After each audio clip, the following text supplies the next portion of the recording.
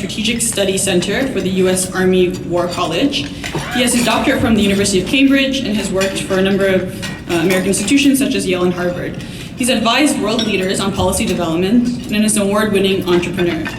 His most recent role was as a national security and defense policy advisor to the leader of the Labour Party, Ed Miliband, and he's also been the director of policy for Imran Khan in Pakistan. So, Brother Azim.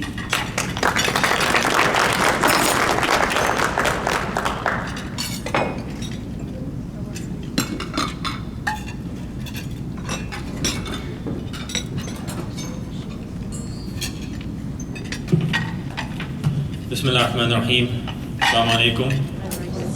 First of all, let me give my sincere thanks to the organisers and also to Sister Mona for those hard-hitting and very salient words for all of us. Let me start off by telling you a short story. A couple of years ago in fall, a phone rang in a mosque in a place called Mufresborough, which is about 30 miles from Nashville. There was nobody to answer the phone, so it went straight to voicemail. And the person on the phone said, "Listen up, Muslim fascists. On September 11th, there's going to be a bomb in the building."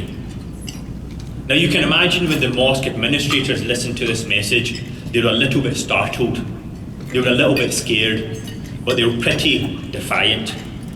You see, they were used to being threatened, because soon after the new building went up, somebody had sprayed across the mosque, "Not welcome."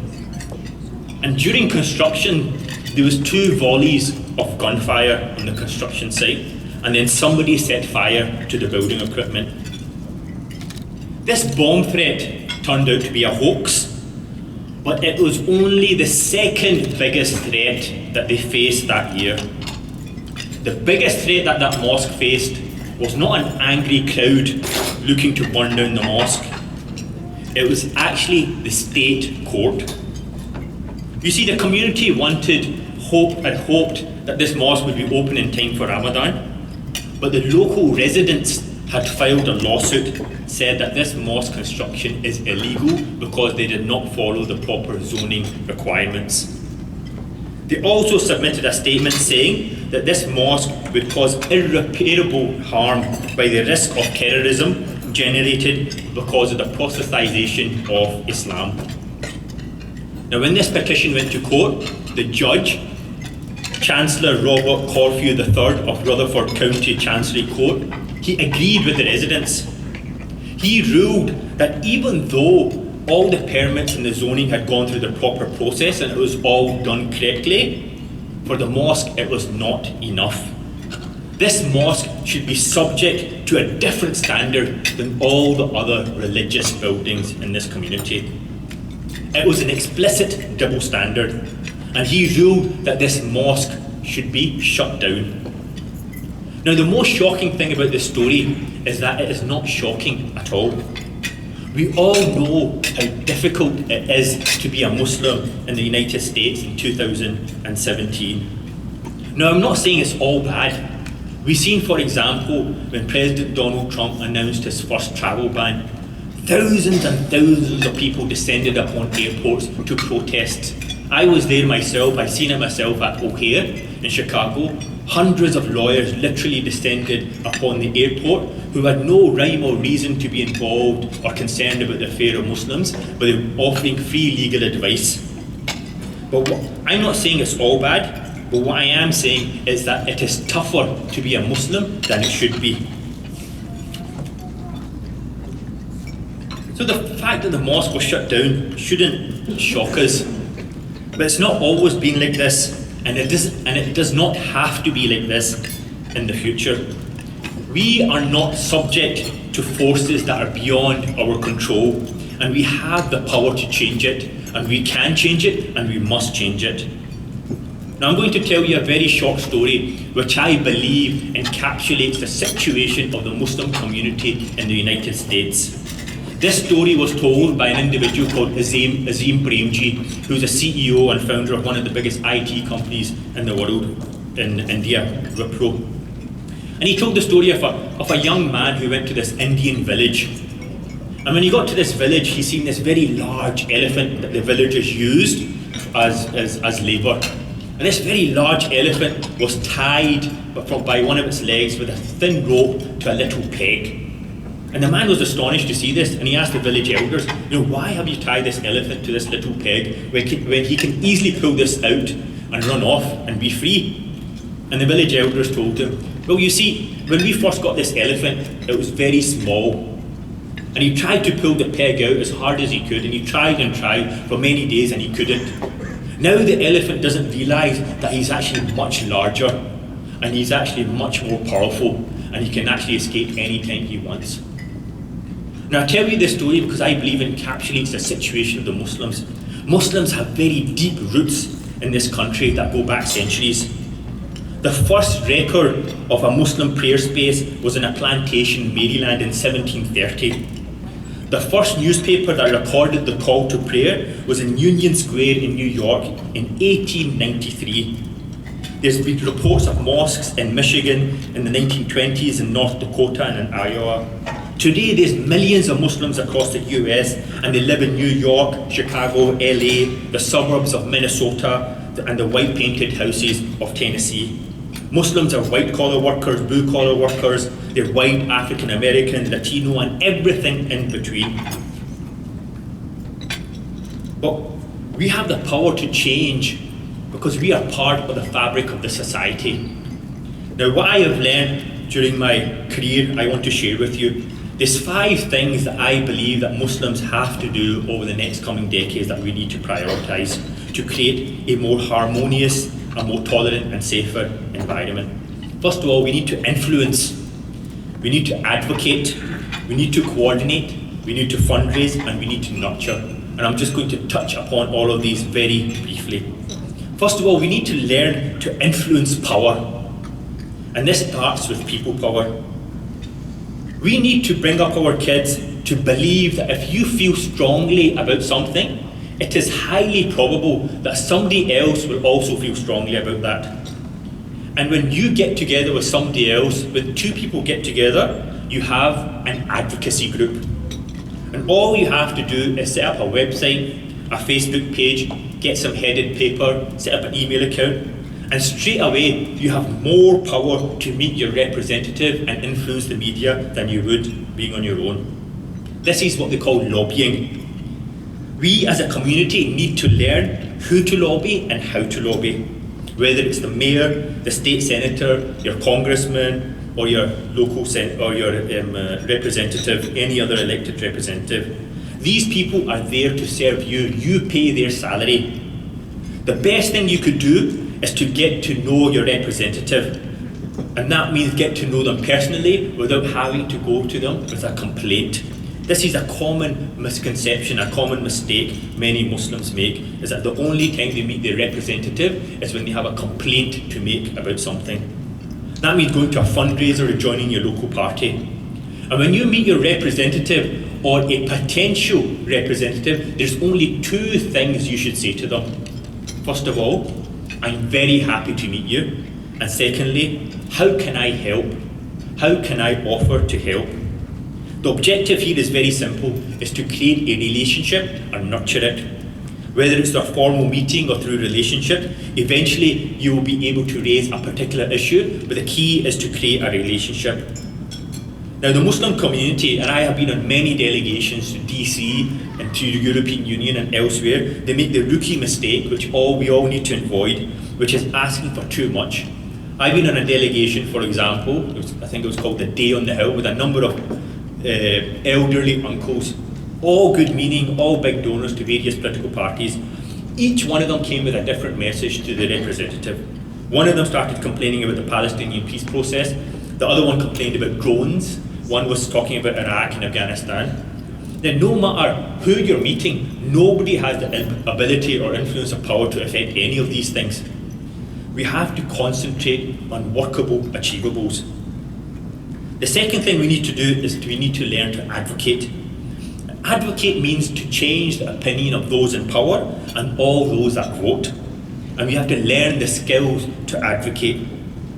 The message may be obvious to you, but it won't be obvious to somebody else. For example, if somebody reminds you that Islam is an intolerant religion, we have to demonstrate to them that Islam's golden age was one of the most tolerant places in history. When somebody says that Islam is incompatible with modernity, we have to tell them that American Muslims are in fact amongst the most successful, the most educated, the highest earning and the highest tax-paying minorities in the country. When they say that the Muslim community is swarming with radicals, we have to tell them that out of the millions of Muslims, last year there were only 7 terrorist cases in the United States. We have to get the framing right. Framing means presenting political ideas to encourage one interpretation above another interpretation. And when we advocate and when we frame an issue, it has to be framed within American values that people can relate to and that can understand. We also have to learn how to use journalists for campaigning. Journalists need stories. Almost every print publication is going through major cuts. There's cutbacks everywhere. Journalists are always looking for people to reach out to them, to show the passion and to compile evidence and bring them a story. It's not difficult to do at all. And the issues we advocate on don't have to be political, they can also be cultural. But the picture the media paints is a very powerful one in how we see the world. If we do not fill this vacuum will be filled by others. And I'm referring here to all media environment, TV, film, plays, books, everything. You know, there's a saying of the Prophet, and it's also mentioned in the Quran, that God did not send any prophet to a people except that he spoke in their language. That he spoke to be able to communicate to them. And this is the language of today. This is the language we have to speak to the people today. Social media, it's Hollywood, it's all of these things. We have to figure out how to speak this language. The third thing we need to do is coordinate. Who can help you in the mission that you have? Now, when there was a ruling against this mosque that I mentioned, support came from very unlikely sources. The Beckett Fund for Religious Liberty collected signatures from Jews and Christians, and they issued a statement saying that when the liberty of one faith is abridged, the liberty of all faiths is restricted.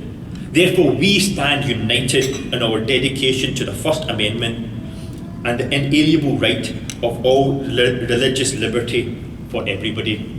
We have to be able to build coalitions. Every institution must have a crisis plan in place for when they're attacked in such a manner. You have to build these coalitions beforehand, or all has to be done well in advance. The fourth thing we need to do is fundraise. Most Islamic organizations are underfunded, understaffed, and under pressure. Many of them rely on funds from a very small pool of people, and some of our brightest kids, some of our brightest graduates will not be interested in going into advocacy work simply because the career options aren't there. We need to raise funds in an organised and systematic fashion. And for many organisations, the single purpose should be to raise enough funds to pay for the salary for a professional fundraiser. And that takes patience and determination. And the fifth thing we need to do is nurture. American Muslims, as I mentioned, are amongst the most educated and the most highest earning minority group. Make no mistake, as you probably guessed, I'm not from the US. I was born in Scotland. American Muslims are the absolute elite of Muslims in the world. There is no other country in the world in which Muslims are a minority and are more educated and are higher earning than the average citizen. In Europe, it is the precise opposite. In France, Germany, and the UK, Muslims are the bottom of every social economic indicator. In France, for example, just to give you one statistic, Muslims make up about 7 to 10% of the population, depending on what survey you believe, but they make up 70% of the prison population. US Muslims are the most elite Muslims in the world.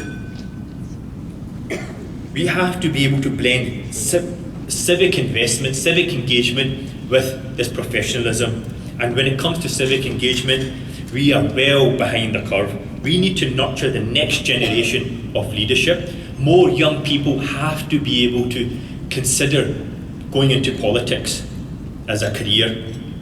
Now, I understand many parents will push their kids to go into medicine and law careers, and that's perfectly fine. Many people want to excel in every field, but that does not mean you can't consider standing for your local school board, helping to shape the debate, joining a political party, joining a particular campaign, irrespective of what your full-time actual career is.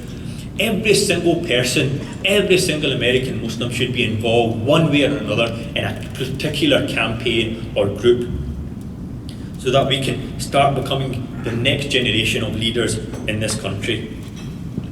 Now, I started off by telling you the story of this mosque that was shut down by this judge. Now, the story doesn't actually end there. The mosque did not give up. They built allies, they campaigned, and they appealed.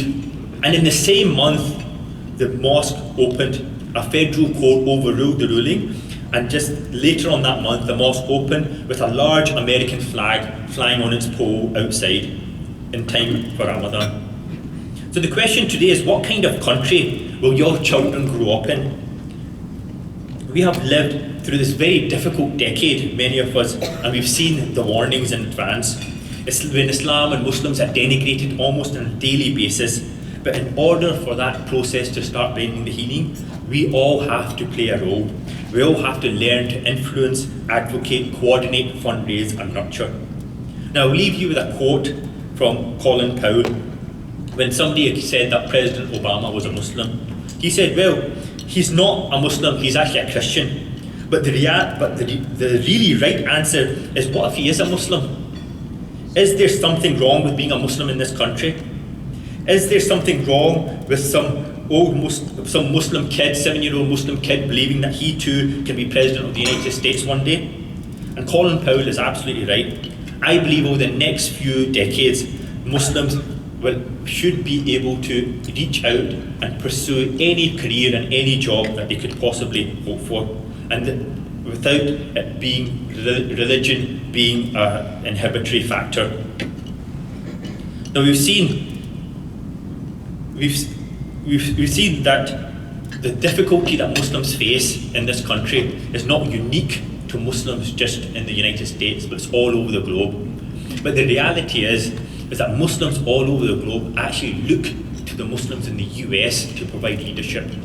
You know, I've lived and travelled all over the world. I've been to some very difficult places.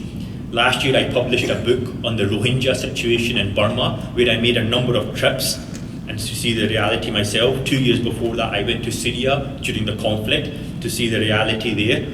And each of these places I visit, it's very strange, because they believe that me having living in the United States, that Muslims are in the United States are all up in arms trying to advocate and lobby for them. Surely we're not going to tolerate what's happening in Syria and in Burma and Kashmir and Palestine. They believe that we are in positions of power. We are the ones that can meet our local representatives, and we're all organised and we're all working day and night trying to improve their situation. And that is what we all should, that is a situation that we should all be in. So it's all over to you. We are no longer that small elephant anymore. We have to realise the potential that we have if we can get organised and make a difference. Thanks so much for listening.